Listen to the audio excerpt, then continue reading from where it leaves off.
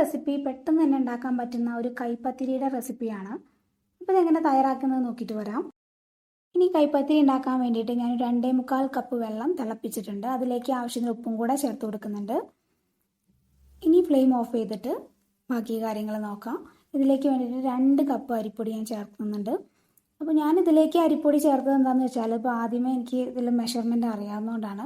അല്ലാന്നുണ്ടെങ്കിൽ വെള്ളം കൂടും അങ്ങനെ എന്തെങ്കിലും പ്രശ്നം വരും തോന്നുന്നവർക്കാണെന്നുണ്ടെങ്കിൽ ആദ്യം അരിപ്പൊടിയിലേക്ക് വെള്ളം ചേർത്ത് കൊടുക്കുക. ഇനി ഒരു 15 മിനിറ്റ് അടച്ചു വയ്ക്കുക. അതിന് ശേഷമാണ് നമ്മൾ മാവ് കുഴച്ചെടുക്കുന്നത്. അപ്പോൾ തൊട്ടടുത്ത് തന്നെ ഒരു പാത്രത്തിൽ തണുത്ത വെള്ളം വെക്കണം. അപ്പോൾ അങ്ങനെ കൈ അതിൽ മുക്കി മുക്കി വേണം നമുക്കിത് കുഴച്ചെടുക്കാൻ വേണ്ടിയിട്ട്. കാരണം നല്ല ചൂടുണ്ട് നമ്മുടെ മാവ്. അപ്പോൾ ഇപ്പോൾ നന്നായിട്ട് കുഴച്ച് റെഡിയാക്കി എടുത്തിട്ടുണ്ട്. നല്ല ലൂസായിട്ടുള്ളൊരു മാവാണ് കിട്ടിയിട്ടുള്ളത്. ഇതിലേക്ക് 1-2 ടീസ്പൂൺ വെളിച്ചെണ്ണയും കൂടെ ചേർത്ത് കൊടുക്കുക. ഓയിലോ എന്താണെന്ന് വെച്ചാൽ ചേർത്ത് കൊടുത്തിട്ട് നന്നായിട്ടൊന്ന് കുഴച്ചെടുക്കുക. നല്ല ലൂസായിട്ടുള്ള മാവ് ഇതിപ്പോൾ റെഡിയാണ്. ഇനി ഇതിന്ന് കുറച്ച് വലിയ ബോളായിട്ട് തന്നെ ഉരുട്ടിയെടുക്കാൻ പാകത്തിന് മാവ് എടുക്കുക.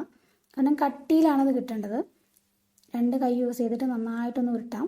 എന്നിട്ട് കൈ വെച്ചിട്ട് പ്രസ് ചെയ്തിട്ട് ഇങ്ങനെ 2 കൈ കൊണ്ടും കൂടെ ഇങ്ങനെ ഷേപ്പ് ചെയ്തെടുക്കാം.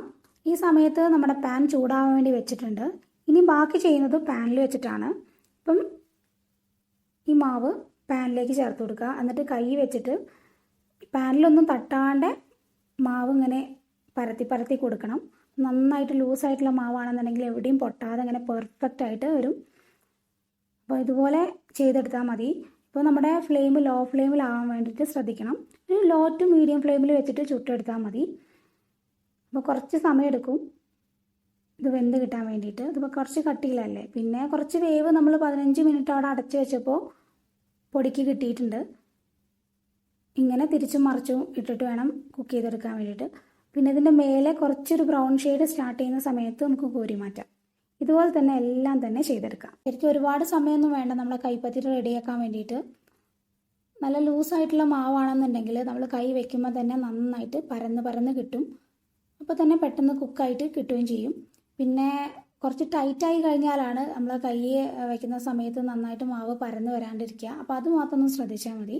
ഇപ്പോൾ എല്ലാം തന്നെ റെഡി ആയിട്ടുണ്ട്. ഇനി നമുക്ക് സെർവ് ചെയ്യാം. ഇതിൽ ഞാൻ ശരിക്കും വെള്ളത്തിൻ്റെ മെഷർമെൻറ്റ് പറയുന്നില്ല. ഞാനെടുത്ത അരിപ്പൊടിക്ക് 2 കപ്പിന് 2.25 കപ്പ് വെള്ളം ധാരാളം മതിയാവും.